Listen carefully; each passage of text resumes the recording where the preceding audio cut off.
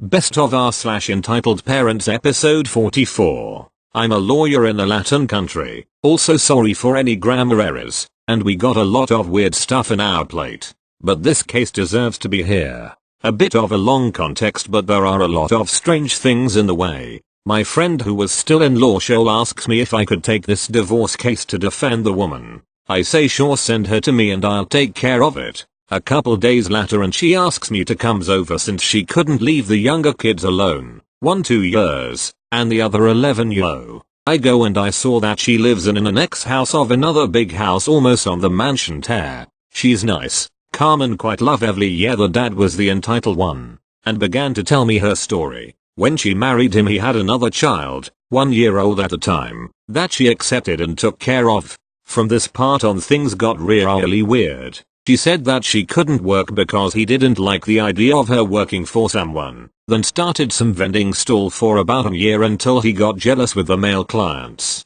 Pretty sexist, but I still stood calm. They got separated for about 2 years, didn't file the divorce or anything. For the first year he paid stuff until he got a new woman. Then suddenly he stopped paying the school, medical insurance and barely gave any money to her. The final straw was when she received the bill from the school with 11 months late. So I wrote down everything and asked for her documents and from their child's. Strange shit. Number 1. The older one, about 17 yo, still lived with her, and passed me his ID. No mother's name, which is insane because it's legally required the mother's name to register a kid over here. I got curious and asked, why no mother's name, kid? I don't know her. And my father kept telling that I was so bad that even my mother didn't want it me. He said calmly but sad, Mom, yeah, he said that a lot, but it got worse when he drunk. At this point I was shocked, and believe I saw quite a lot to be shocked.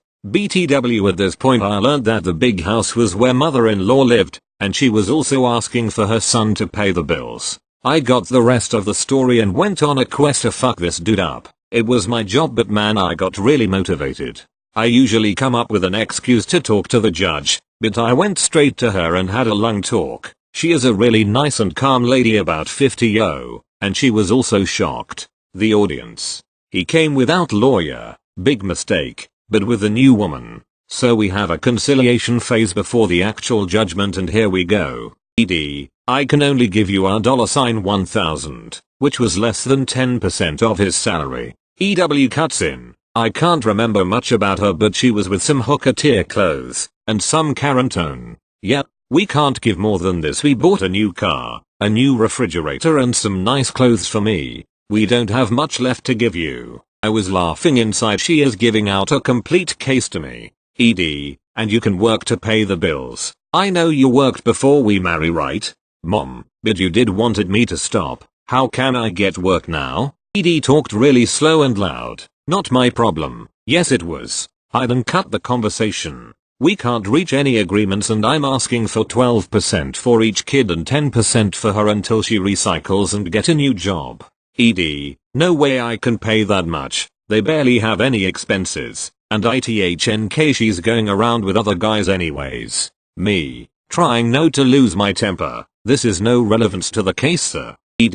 I bet you nailed her to right. The judge cut him. Jay, you can't talk like this in my court. I can see you don't wanna compromise, so I'll just collect the proofs and sentence in 7 days. Court dismissed. We then go outside. He saw his older kid. I won't pay anything to you. You worthless piece of shit. I'll go to a lawyer after this and you will all be fucked. The aftermatch. So the judge decided pretty damn fast. He did got a lawyer, but it was too late since he should had a lawyer before the audience. She gave 12% for each kid and another 10% for her for 4 years. The usual in this kind of case is about 2 years. Since he is a civil servant in my country, we can check his salary in the cuts, and he had a 40% discount in loans and 46% discount in pensions, leaving him with almost nothing each month. Never got so happy with a case in my life. Thank you. Next. So there's another Gretchen story. I mentioned how she spoiled her son, Kevin, while treating her boyfriend's son, Michael, like trash. Turns out she will be mean to any kid, even her own. It started when I showed up at home, arms full of presents. Kevin, whom I thought was a spoiled brat, was actually well behaved at the moment. He quietly asked if he could help carry in presents. My sister immediately snapped that he not go near the stairs. He's 5 and perfectly able to climb stairs. After all, it's the only way to get to the kitchen and the living room. He looked so sad to have my sister snap at him, so I asked if he could handle the stairs. He smiled and said yes, so I gave him the smallest presents and let him carry it up to the tree. He was so happy to be able to help. I dropped the presents at the tree and one of my little sisters grabbed me to show me the new Mario game they got. I played a bit and then left to see what everyone else was doing. I heard my sister and her boyfriend threatening to spank her son for something. I walked in and saw Kevin, pale as a ghost, almost sobbing, and asked the boyfriend what was happening, and it turned out that my sister was taking Kevin to his real dad's place and Kevin didn't want to go. This never made sense to me because Kevin hates his father and his father hates him and pretends he doesn't exist. The court never ordered that my sister has to share him, so I have no idea why she makes him go. I was having none of it and gently took hold of Kevin's shoulder and told him that it was only for a little bit and then he could come back and open the present I got him. He stopped crying and nodded. They left and came back. My sister and her boyfriend were sitting on the couch and Kevin quietly asked if they could open presents now. Remember, he's 5, and my sister glared at him and yelled if he asked again he wouldn't be opening any presents at all.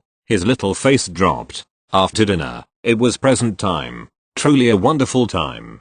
The room was filled with yells of joy, tears of happiness, and so much love. I expected Kevin to be angry that he couldn't open others' presents, but he looked so happy just to watch. Then I gave him my present. He opened it and squealed with joy when he saw the trains, and then he saw the phone and he started to beam. I couldn't stay as my sisters were dying for me to open my big gift to find out what it was. A microwave. But according to my nana, my sister was threatening that if Kevin didn't behave she would take his phone away. He wasn't doing anything. The worst I saw him do with the phone was put it in his dump truck. And that was it. He didn't try to dump it out of the truck. More like he was just placing it there so he didn't lose it. I then realized that my sister really doesn't like kids at all. Thank you. Next. This happened several years ago. EM was one of the plastic mummies that hung around in a group after school to pick up their brood. EM sadly was once hit by a drink driver and had to have her arm amputated and got a massive compo payout. As more background, I am the CEO of a private ambulance service in Australia. So I kinda get to set my own hours, and decided to have a week off. I have what I term bum weeks, where I just wear ratty track pants and flannel shirts, and at this time I was having one. After cackling among themselves, EM splits off from the group and approaches me and asks me if I have a job. She announced her husband works in the mines, and makes more money than my dole bludging ass. The dole is welfare payments in Australia for the unemployed. I looked at her, told her I left the job in the mines, which I did, to become the head of a company and my income is none of her business. She storms off because her bullshit didn't work. That sets the background for happened a few weeks later. My eldest daughter and EM's kid, let's call him entitled little shit or ELS, are in the same class at school. ELS has been assaulting my daughter, and the school did very little about it to not offend EM because of her disability. So I taught my daughter to fight back, and on this particular day she did. I am at work and get a phone call from my wife. My daughter has been stabbed in the leg in the classroom, and all that had happened is that my daughter was cancelled for fighting, and a letter was sent home with ELS.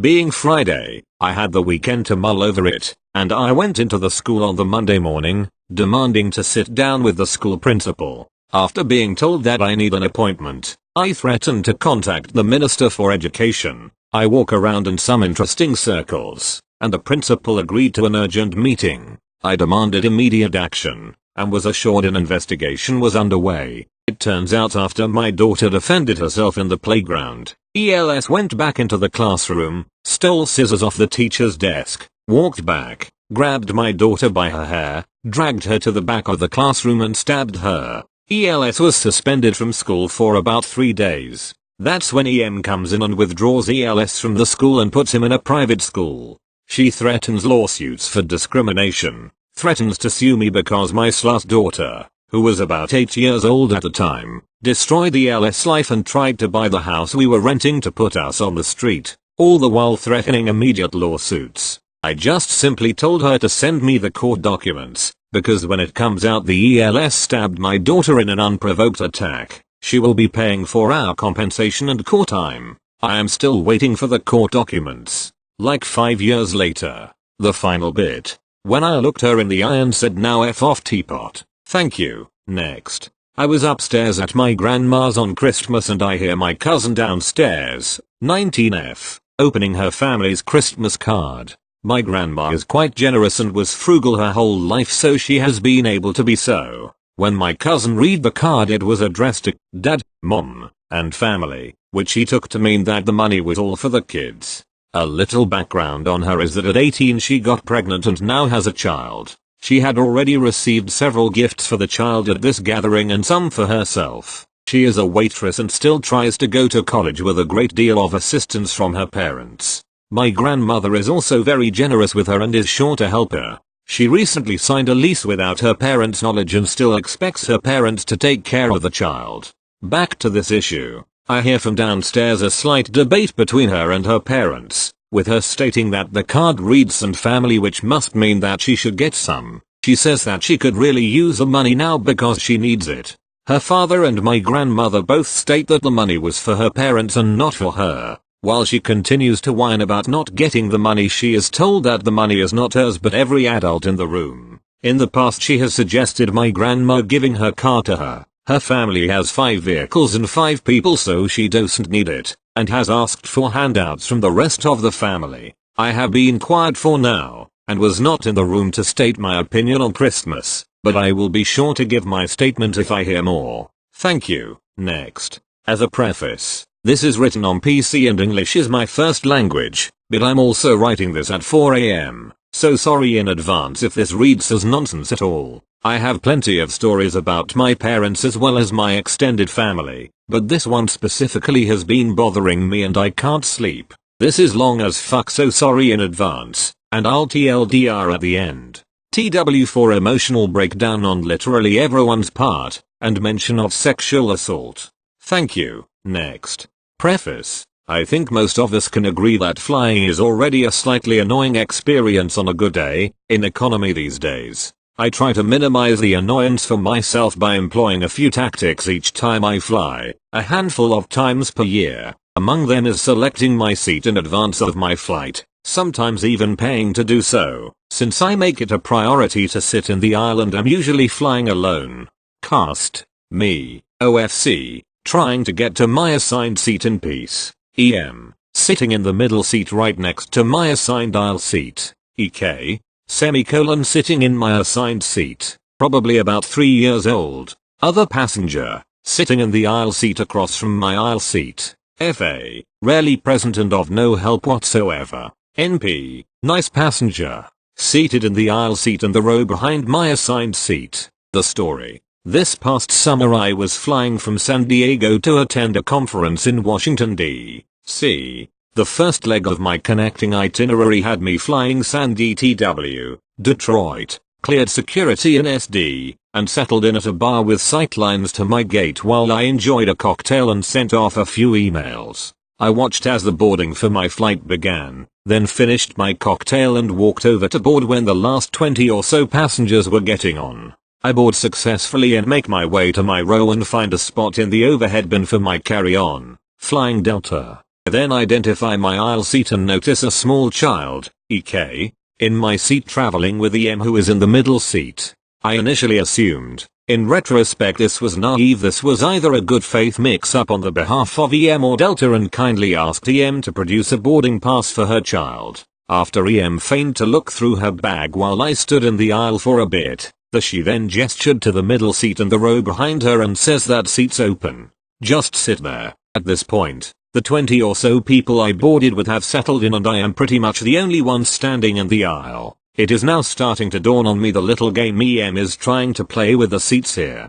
But, I was feeling a bit compassionate in the moment. Hint, it was actually the alcohol producing the momentary increased compassion, and decided to give her another chance to politely retreat and get EK out of my seat. I kindly tell EM that I reserved this aisle seat in advance, and that she had the opportunity to do the same well before this flight today. This situation has started to attract the attention of our fellow passengers in the rows around us, and EM starts going on about how she can't believe Delta has separated her and her child. Again. This time, other passenger, who's sitting in the aisle seat across from where I'm supposed to be sitting, it's a 303 configuration, starts defending EM, saying that she's flying with her child and asks why I can't be a nice guy. I still refuse to let EM force me out of my seat and ask other passenger if he is flying with this woman. After he says he is not, I let him know that this is an AB conversation and that he can shove it. I put it much more diplomatically. I also added to both other passenger and EM that if they don't like how seat assignments work on airplanes, they should take it up with Delta and / or the airline industry as a whole. Not me, here in this moment. Finally, an FA makes her way down the aisle doing what I assume are final checks. We are about to close the doors and push away from the gate. FA sees me standing in the aisle and I attempt to explain that there is someone else in my assigned seat and ask for her help. FA then asks me to take a seat as they are trying to close the doors for an on-time departure and darts off to do some other pre-takeoff task, not even caring to look at my boarding pass. I look around and can see no other empty seat besides the middle seat EM suggested I take previously. I am continuing to ask EM to produce her son's boarding pass to no success. Eventually, NP, who's seated in the aisle seat next to that empty middle seat in the row behind my assigned seat, offers to sit in the empty middle seat and give me his aisle. I accept his offer, tell him how much sitting in the aisle means to me, and say sorry that I am taking his seat. We take off and EK and EM are pretty quiet for most of the flight. EK seems to be pretty preoccupied with his tablet or whatever, and I am feeling relieved to be on my way to Detroit in an aisle seat. EM occasionally darts back dirty looks to me, but I am content to listen to my podcasts and get this flight over with. When the complimentary drink / snacks service comes around, EM takes effort to make it apparent that she'll be giving her snacks / drink to NP for giving up his seat to me. Virtue signaling much. We eventually arrive in Detroit and I continue on my flight at ECA. Epilogue. This was my first experience with an entitled parent to date, and what led me to this sub. Definitely a mild encounter compared to what others have posted. Still crazy to me how someone could be entitled enough to think they can take someone else's seat and then blame that person for their inconvenience, but I guess that is literally what a sub is full of. I hope to be a parent someday and kindly hope someone slaps the shit out of me or future S/O if we ever tried to pull a stunt like this on someone else. TL. Doctor. First experience with an entitled parent in the wild. Woman on airplane thinks it's my problem that she didn't care to book seats together for her and her child. Becomes a whole thing and eventually a kind passenger gives up his seat so I can sit in the aisle. Makes me ponder humanity and future parenthood. Thank you. Next. Hey all, so this story is a bit long but hopefully it's worth it. I wanted to post this before, so let's see if this stays up. Either way, enjoy, and sorry if this is a bit dark. If it is, I'm willing to take it down myself. So some backstory. I live in a suburban area. I am no means rich. I'm at best lower middle class, and I've been living in the house I'm in for almost 11 years now. We were lucky we got it off foreclosure back in 2009 when I was a teenager, so we finally got to move out of the shitty trailer home I grew up in. I've seen some neighbors come and go since, including one old lady who was the predecessor of the Karen. She was mean and seemed to have it out for me, sometimes calling the police for noise complaints from the house. However, I never truly got in trouble since my neighbors always backed me up. The most they were scared of was my pit bull, but my neighbors know her well. She's partially blind and totally deaf, but she can still do some tricks because she can read lips. She's a smart dog.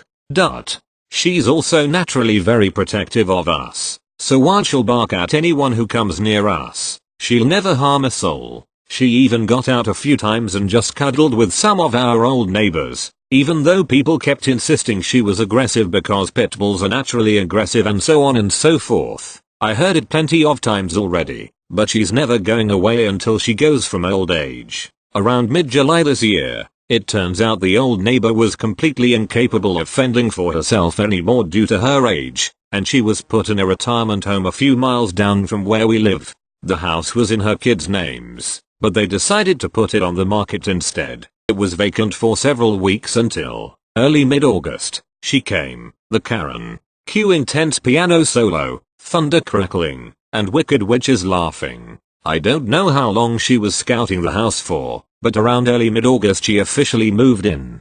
Day 1, she goes around the neighborhood, seemed normal, until she came to our door. Instead of greeting us, she began to make demands of us, insisting we remove our tree and the plants in our front lawn since they'll blow leaves on my lawn and my lawn has to be maintained and you and your plants are going to hurt it in the long run. Note, she was literally the street away from us, a total of 8 houses apart, on the other side of the street. We told her no, and that she'll be fine, but for the next 10 or so minutes she kept pushing it until finally, my stepmother slammed the door on her. Apparently later on, from what I learned, she made similar demands to other neighbors, and some demanding that they either move out entirely because they'll scare her son with their appearance and some threatening to call the cops. I still don't get her reasoning behind this, but whatever.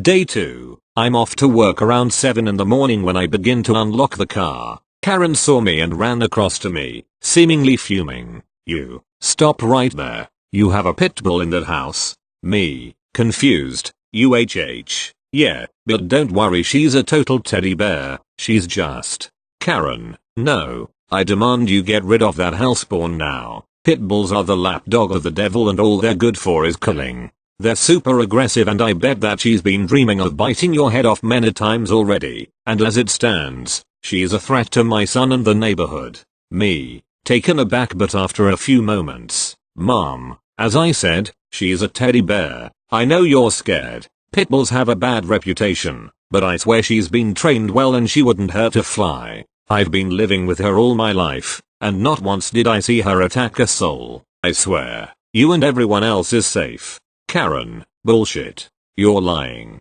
If you don't get her impounded or put down today, I'm calling the fucking cops on you saying you and that devil dog assaulted me. Who are they gonna believe? Someone like me, or a low-life piece of shit like you?" I was very much pissed at this lady, so I just got in my car and began to drive off. She slammed her fist on the roof of my car several times, but eventually I got to work. Luckily, she didn't leave a dent. When I came back home around 5:30 that afternoon, there was 2 police cars near my house, and Karen standing there, giving me a shit-eating grin, and giving me the middle finger. I got out and the moment I went inside, I see my dog sitting on the chair, with 2 policemen sitting on the couch, and my mom and stepmom in the living room. From what I got, my dog was trying to protect my mom and stepmom once the police came in, but luckily my stepmom managed to calm my dog down, and things were well. She even came and licked one of them. After talking to them for a while, they decided to drop the case then and there, but keep an eye out on both my dog and Karen.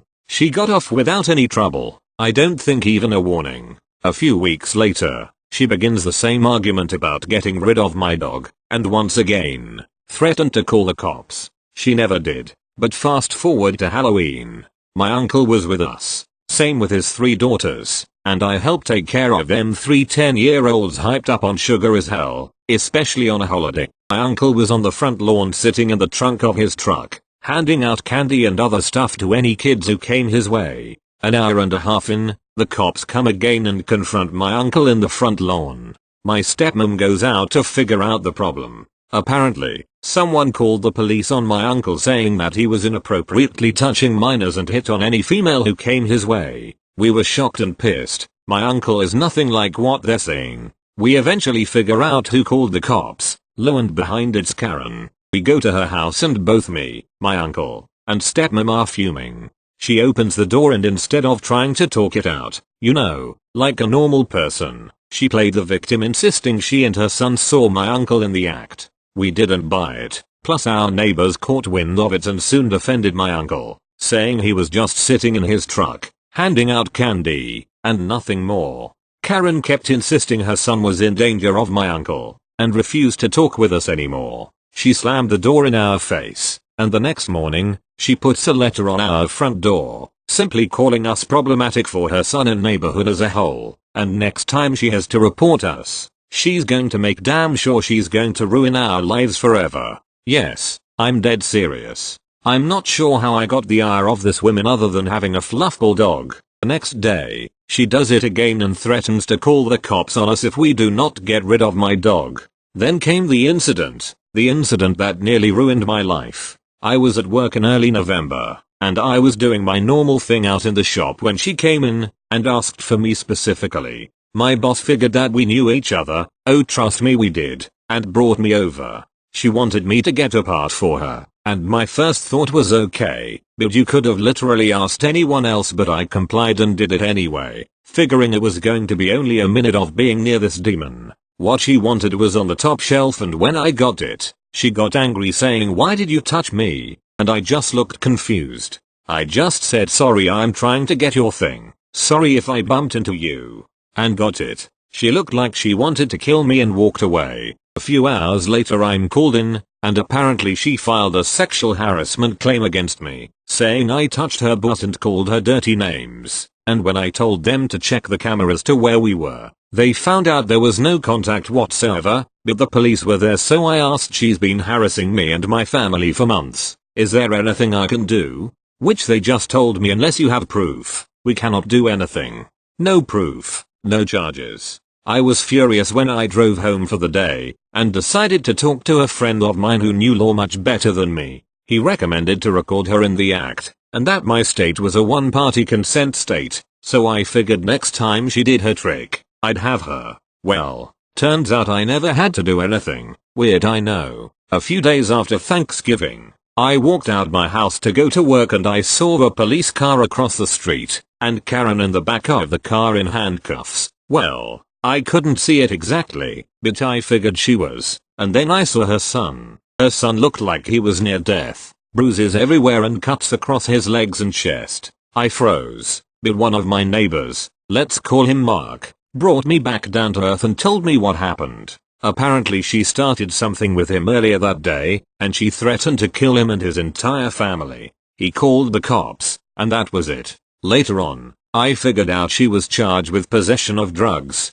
child endangerment/abuse, and a few other things like harassment and destruction of property. I don't know how long she's going to serve, but I don't care. I'm just glad she's gone. The house is vacant now, and it probably will for a long time. I just hope if the house is able to be saved, the next one to move in will be less of an asshole as Karen.